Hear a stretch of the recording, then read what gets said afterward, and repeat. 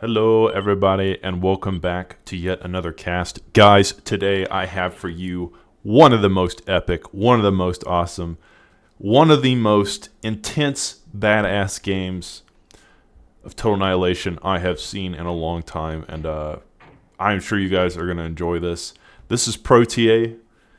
It has to be Protea because the escalation players will not play on water maps, especially in the team games. So this map is called Gods of War 2. It is based on the original Gods of War map, which was a cave dog map. It was one of the maps made for the original game. And of course, the Gods of War 2 is quite a bit bigger and it's symmetrical. Maybe not perfectly symmetrical, but it's fairly symmetrical.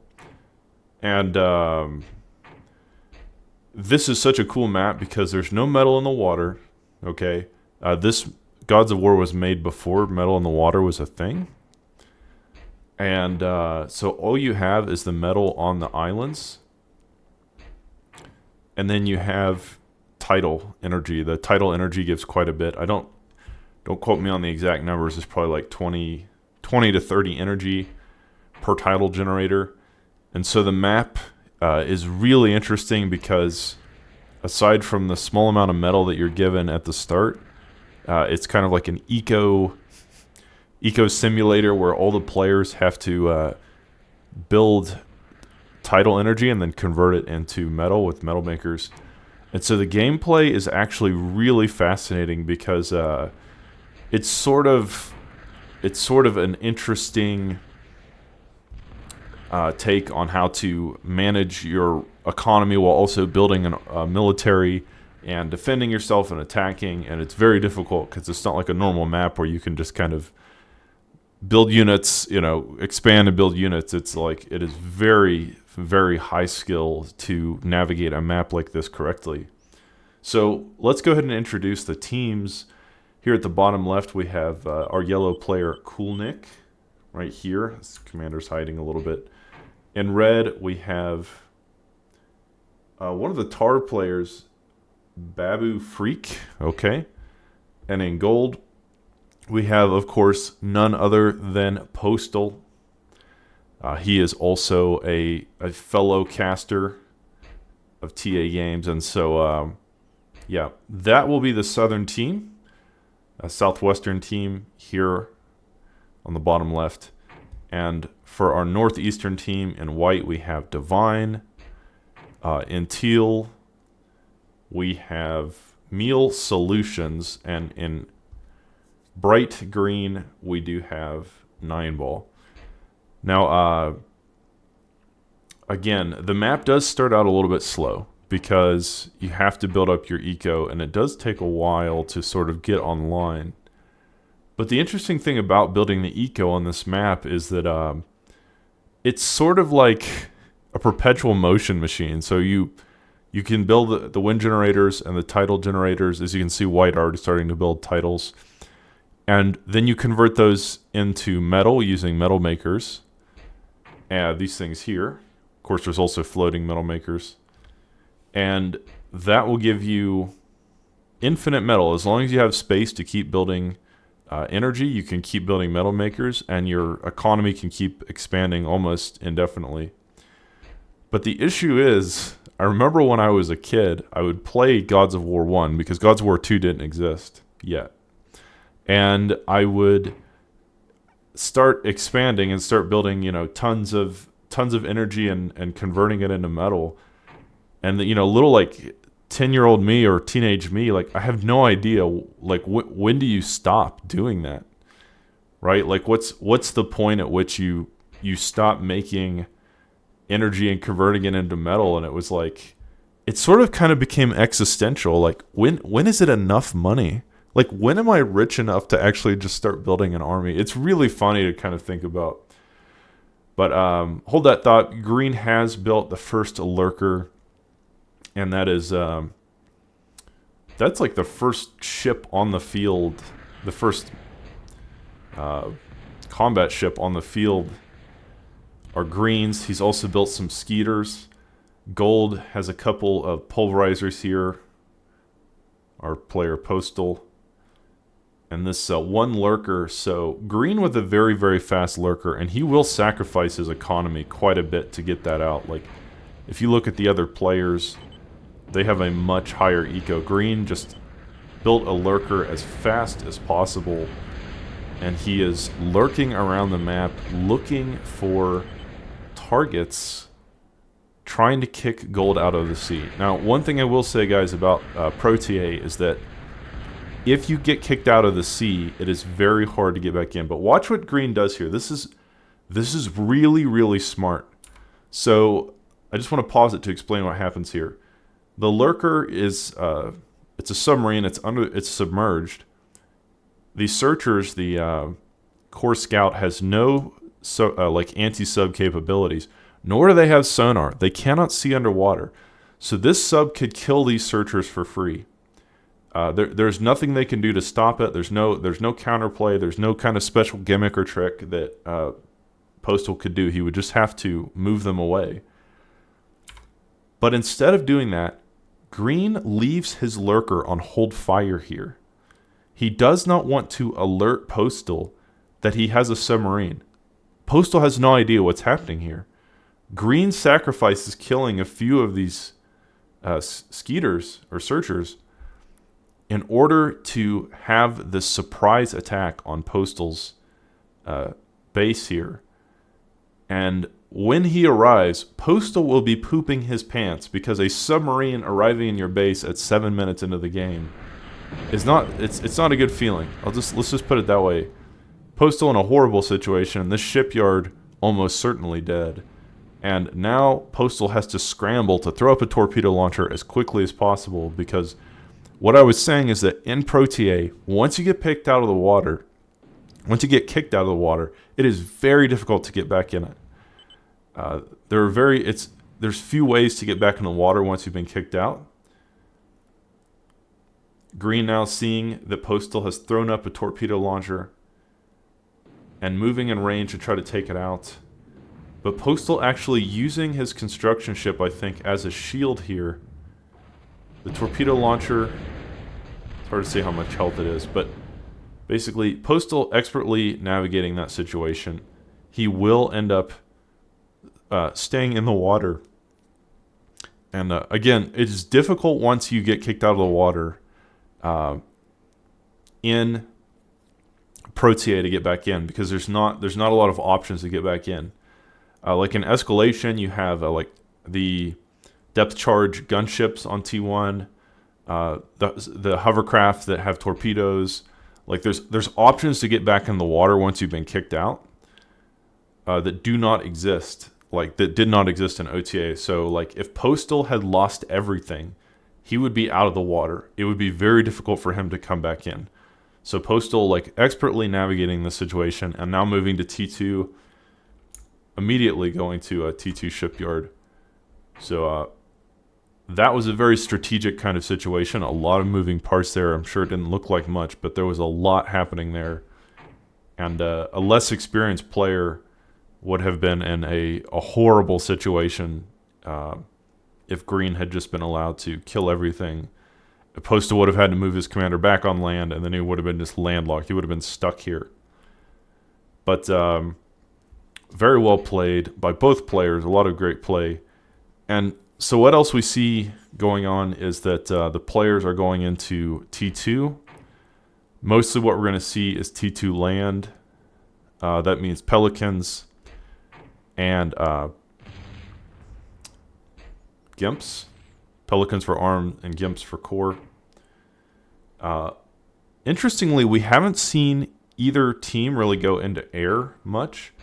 Yellow has gone into air, but he's just using it to build construction aircraft and going straight into advanced aircraft immediately. So a very, very interesting game. Typically on a map like this, at least one player would go air and try some bombing shenanigans early on. But both teams deciding it's not worth the investment or the risk. Just going straight into T2. And because of that, most players just kind of ecoing up. So like I said earlier, guys, it was this really interesting experience for me as a kid, trying to navigate how much energy, how many resources should you build before you finally go into military production. As you can see, basically nobody has built anything militarily at all except for Green, and he sacrifices eco to do it. Like if we take a look here, Green has 16 metal per second. The other players, Coolnick 37, Divine with 36, Postal with 48.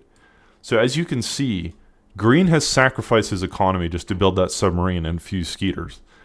Look how far behind he is, the other players, because he tried to do that early aggressive play. It almost worked, but it didn't quite work. And now Postal is way ahead of him, like economically. And Postal now bringing out the first Hive. So guys, the Hive is the aircraft carrier, the T2 aircraft carrier. These produce like 500 energy per second or some ridiculous amount. So the players will be spamming these because it gives free energy, and then they can convert that energy into more metal. So as I was saying, it is a very interesting component of this kind of map. How do you navigate the eco? How much do you build? How many resources do you build? And when do you stop just being greedy? It's like the correct way to play a map like this, you want to be as greedy as possible, right? And still survive. The second part is pretty important. You want to be as greedy as possible. You want to have more income than everyone else, but not be so greedy that you die.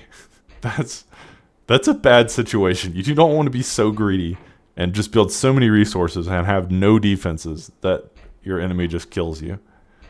So that's a good way to think about it. Be as greedy as possible and don't get caught. Right? You're like a capitalist tycoon. You want to get away with as much as you can, okay? But don't go to jail. If you're Trump, you went too far. Okay. So back to the game. Yellow on advanced air. And finally producing Hawks. So it took 13 minutes for Yellow to produce any combat units at all.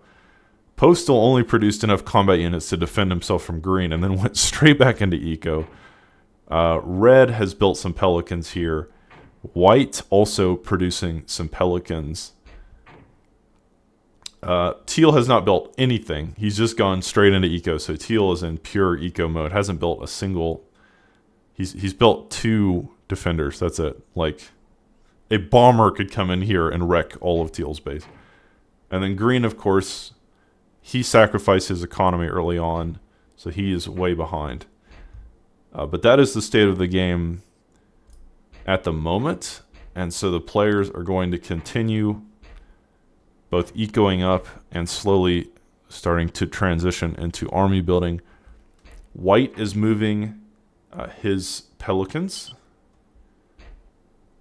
down the field, or not really a field, more like down the ocean, down the canal, if you will. But Red, however, does have some Pelicans of his own, and so this should be a pretty close engagement, except that Coolnick has brought some Hawks into the fray. And guys, I've mentioned before, if you've seen any of my Protea casts, Hawks are very, very strong in Protea, just as they were in OTA. One of the strongest late game units, especially if you can mask them. They specialize in killing other air units, but they're actually good at almost everything. And difficult to counter, but very micro intensive and fragile. So you have to micro them very well to get the full use out of them. So Coolnick with these Hawks will be able to push off White's aggression. One thing I will say is that Pelicans do have an anti-air missile, but it's not super strong. It's not like it's not going to take care of these Hawks on its own. The Pelican anti-air missile is, it's enough to sort of defend itself from light air attacks, but it's not like the end-all, be-all air defense at all. It's the Pelican is sort of a hybrid unit. and it's very good at many things, but it's not great. You could say that it's not great at anything, and its anti-air capabilities are passable. They're okay, but it won't be enough to stop Yellow's Hawk play here, and Yellow also bringing in an air con to get some extra metal. So again, the game still in a state of SimCity, as all the players are slowly building up their armies that will inevitably clash in epic fashion with one another. Now Red has found sort of an opening here just with 3 Pelicans. It's not very much, but it was more like a scouting expeditionary force, and he will get a Moho mine with that, so that is not a cheap investment. It's going to be a little frustrating for White losing that Moho. He really had almost no defense down here. It's a little surprising. Typically you would want at least some more defenders, maybe some laser towers like sentinels, something. I mean, there's almost nothing here, so those Pelicans were able to accomplish that with without even losing one. I mean, a couple of them are low, but ultimately that was a good attack. Teal sending the first scouts of the game that I've seen, and these will fly over Postal's base. They want to know what he's doing, but as of now, Postal isn't doing much. He is just building up his resources because right now I think Postal, he has got one of the highest incomes of the game. White is a little bit ahead of him, but not by much. Postal and White, sort of the most greedy players this game. But I will say that Postal is much more defended than White.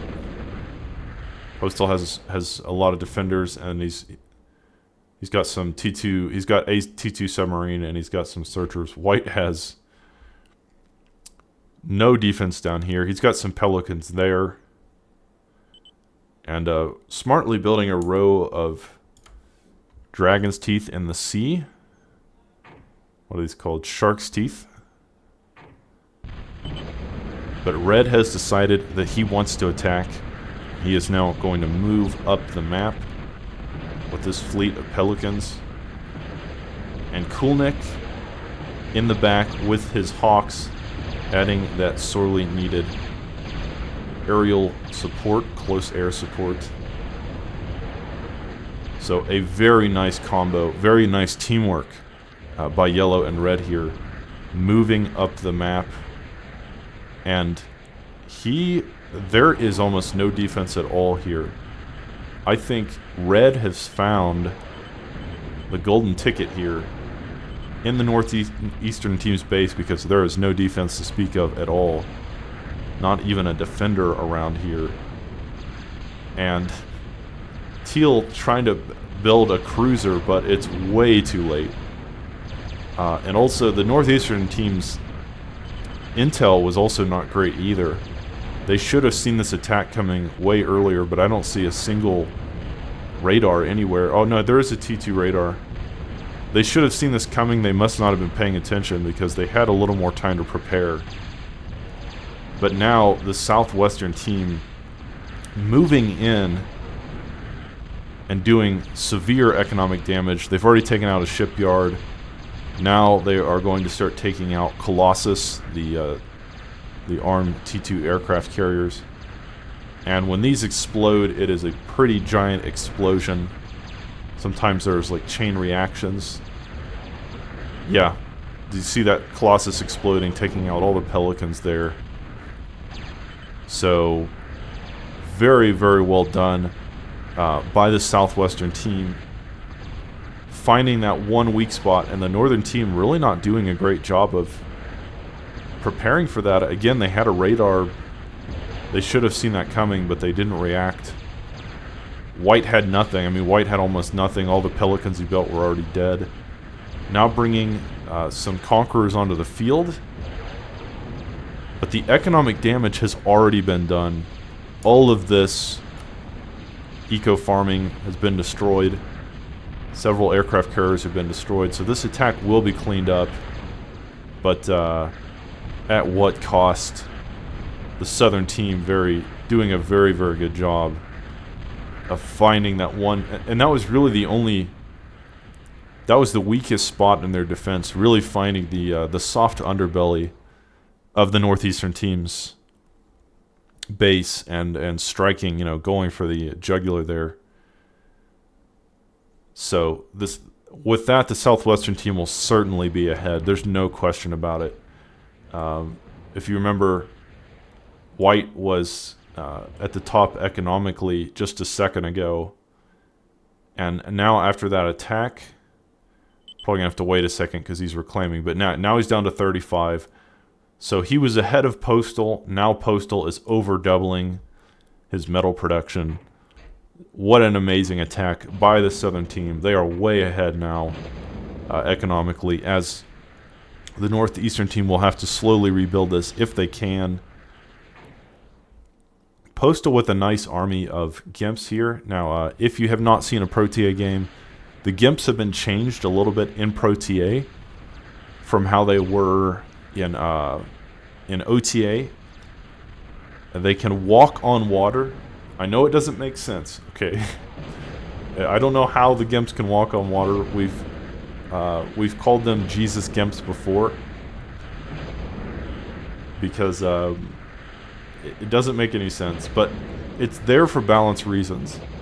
The problem was that in OTA, the Gimp was such a trash unit, and the Pelican was so much stronger. The only way to make Gimps as strong as Pelicans was to allow them to be able to walk on water. At least that was the idea. Other mods went about it a different way. This is an interesting solution to the problem of Gimps versus Pelicans, but the Gimps are very strong now because they can, in addition to being able to invade land, they also can shoot ships and everything, and they do quite a bit of damage. The green lasers are very strong. So Teal bringing in some hovercraft here to try to push back this force of Gimps, and he will be successful. White as well, bringing in the Vamps, the core equivalent to the Hawk, air superiority fighter. And with this teamwork, all three players pitching in here, green, teal, and white all adding their own contribution. Now yellow bringing his own Hawks into the fray, and so some great teamwork by both teams here. Everyone contributing, except for red. Red's not contributing, but everyone else but red contributing to this battle. And, if left to his own devices, Postal would have been able to come up here and probably take out a lot of Green's base with these Gimps, but because his teammates have come and protected Green, it will cause Postal to have to retreat for the moment. Now, some things on the map that the players or the viewers should be made aware of. There's a nuke being built here in the bottom left, or the bottom, like sort of the center bottom. White trying to rebuild. Let's see. I think that's the only hugely noteworthy thing happening in the player bases right now. But red going for yet another attack. However, this time the northeastern team is ready. They do have a single GAT gun, the core heavy laser tower, protected by Dragon's Teeth. And this will offer a modicum of protection against this sort of invasion.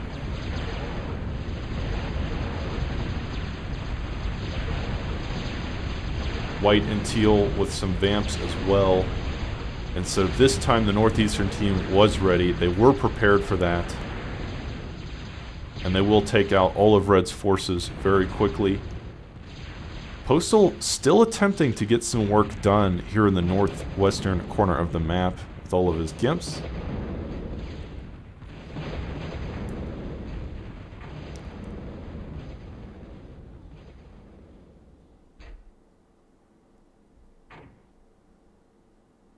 But Teal doing a good job. This is the first time I have ever seen in a Protea hovercraft being used. But they seem to be doing a good job, at least, of pushing back the Gimps. And now the white team, the white player, the northern team, is ready for their own counterattack. So after the southern team's attack on white's base, it sort of felt like he was in a very bad position, but he has recovered expertly here. He's got a couple of cruisers in the water, quite a few Vamps in the air, and Pelicans as well. So white really has the entire gamut of forces here. He's got everything. He's got land, sea, and air. He's bringing all forms of Army, Navy, and aircraft into the fray, expertly combining all three together, and red does not have enough defense for this. Red in a lot of trouble as these cruisers continue to shell everything from off the shore, and now the Pelicans making landfall here with the Vamps in the back providing close air support. Red is in a ton of trouble, and now Teal bringing down the snappers. So this is a tough situation for the southern team to be in. And red also has continuing to build this nuke. Now the nuke is protected here by the canyon walls, and so that will at least give it some protection for now. But is it only a matter of time before the northern team breaks through what is left of red's defenses and gets into, again, the soft underbelly of the southern team's base, where all this eco is just waiting? Yellow doing everything he can to try to push this back using his Hawks. And they are doing a decent job of holding this for now, but half of red's island is already gone. A nice air battle here between white and yellow. Here in the north, Postal attacking with quite a few enforcers, but green has built a nice combination of defenses here. Sentinels, ambushers, and defenders. It will keep this at bay, at least for now. One of those ambushers going down, but the ambusher is a coastal defense. It is designed for this kind of situation. So Postal attempting to get something done as the northeastern team continuing to push, taking out this geo here. And the southern team desperately attempting to hold on. Red's base being like the final bulwark against the northern team, just basically overwhelming them. So they've got to hold on as long as they can here. And red almost has nothing left. He has some eco here. He's got some Colossus, but he has almost no fighting units left. Most of his defenses are gone. But he does have a nuke, and the nuke will be able to fire pretty soon as Postal continuing to try to apply pressure. If Postal can apply enough pressure, maybe he can get the northern team to retreat. But the northern team now worried about this nuke. White does not have any anti-nuke defense at all, anywhere. Which is a little surprising. I sort of expected that when they saw the nuke, because the northern team knows about the nuke, that they would start throwing up anti-nukes immediately, but that isn't the case. They have not built any anti-nuke defenses, and so if this nuke can be built in time, it will be able to hit their base with impunity. The silo at half health, though. This thing needs to survive. It is red's only hope of doing anything productive in the game after most of his base has been taken out. White now bringing these Conquerors into the fray. 7 kills on that one, 5 on that one. So they will take out this advanced shipyard, I think. But the nuke has been repaired here. and just barely hanging on. Look, all of Red's base, his entire base except this tiny part has been destroyed, and the Southern team doing just everything they can to stay in the game here, you know, keep that nuke alive, keep their dreams alive, because they are definitely on the back foot here. Green with some Pelicans. Postal has attempted to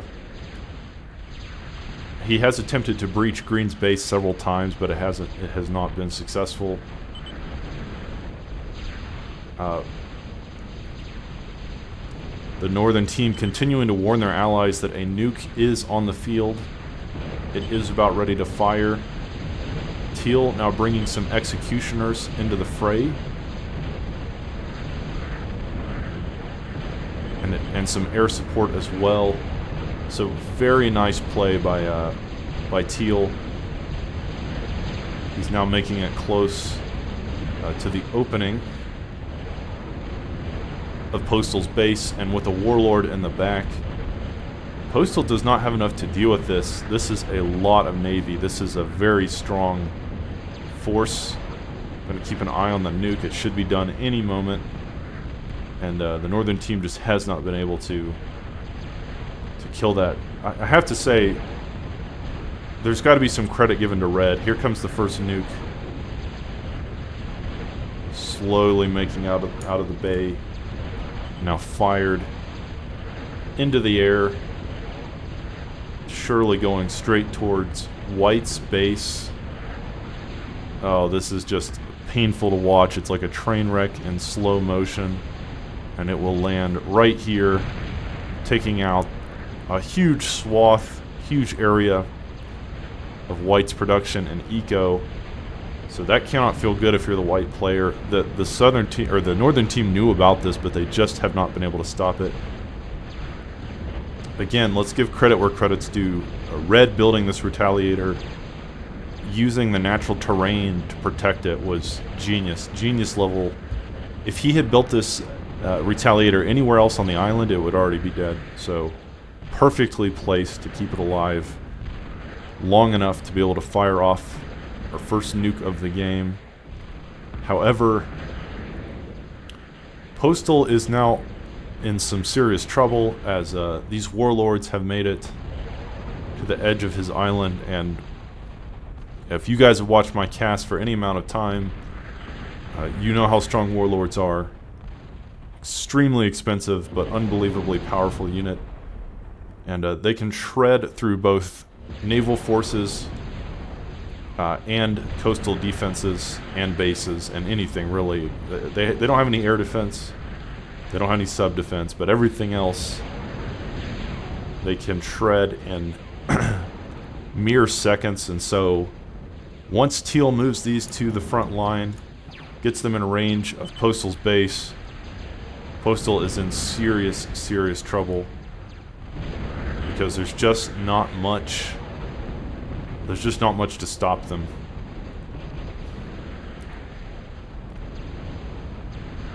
A bombing run attempted to get this Retaliator here, but it fails. The Retaliator still lives with just a smidgen of health. White continuing to try to kill this thing, investing all of his resources to kill this nuke, but cannot do it. Another attempt fails. That nuke will live to fire another missile. And now, with Teal slowly closing in on Postal's base, things are looking quite dire for him. This many warlords, let's see, 5 with some cruisers, is scary, but hold that thought, because into the fray we have the Rapiers, and there is not any air defense here at all. The Northern team, which had all kinds of air defense before, where is it? Where are the Hawks? Where are the Vamps?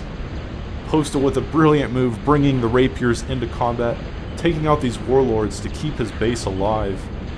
And Teal, all he needed was one anti-airship, one archer, and that could have dealt with these Rapiers, but failing to bring even a single archer, and now the second nuke has been launched. White has tried everything to stop this. He has invested everything into killing this. And ultimately, it will not matter because Red just keeping the Retaliator alive. What a crazy freaking game. Incredible teamwork from both sides. Everyone playing their best. Teal now bringing in the bombers to take out this Intimidator. And he will get it. Very nice bombing run there. White has tapped out. White has been nuked too many times to stay in the game. White saying, you know, F this game and F my team. So, with White gone, Postal has hung on very well. That rapier attack kept him in the game. Those warlords were about to shred through his base. Guys, if you've watched any of my previous casts, you have seen how strong those are. So Postal with beautifully timed rapier attack to hold off that warlord aggression, and with that, the Southern team somehow, some way, when it looked like there was no chance at all, no hope, the Southern team will come back and stay in this game. What an amazingly well-played game by both sides. Amazing teamwork. That was an incredible game, and that was a good showing of what naval can be, what naval games can be. So guys, I hope you enjoyed that one. That was so fun to watch, so fun to cast. Just this is Protea at full power. That's what I said in the Discord. This is what Protea can be. This is kind of like the best the mod has to offer when everyone's playing at the highest level. So guys, I hope you enjoyed that cast. Very well done by both players. I still can't believe this nuke survived. Red almost lost everything. His teammates barely holding on. If that nuke had been destroyed, the Northern team almost certainly wins the game. So guys, thank you for watching. I hope you enjoyed this cast, and I will catch you on the next one.